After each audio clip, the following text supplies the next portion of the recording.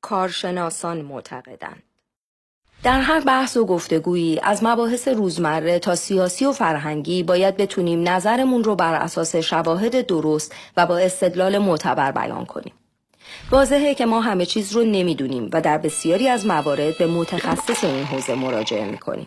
مثلا وقتی دندونمون درد میکنه کاری از دست ما بر نمیاد و باید سراغ دندون پزشک بریم و حواسمون هست که نمیتونیم از یه متخصص پوست انتظار داشته باشیم دندون درد ما رو درمان کنه.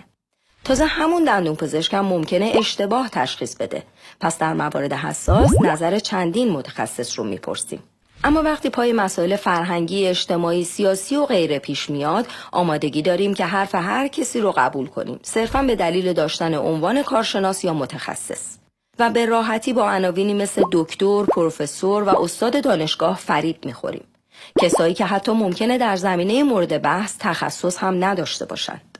مثلا اگر برنده جایزه نوبل فیزیک درباره جامعه شناسی اظهار نظر کنه، دلیلی برای پذیرفتن حرفش وجود نداره.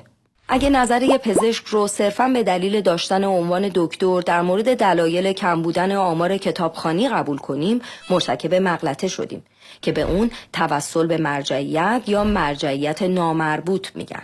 در شکل رایج این مغلطه ادعایی رو مطرح میکنیم و وقتی طرف مقابل از ما استدلال معتبری میخواد میگیم دکتر فلانی اینطور گفته.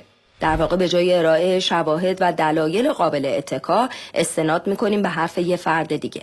خود متخصصان نیز ممکنه مرتکب این مغلطه بشن و به دلیل اینکه در حوزه مرجعیت دارن بخوان در زمینه‌های دیگه هم اظهار نظر کنن. راه برخورد با مغلطه توسل به مرجعیت اینه که به طرف مقابل بگیم قبوله که دکتر فلانی هم همین رو گفته، اما شواهد و دلایل این ادعا چیست؟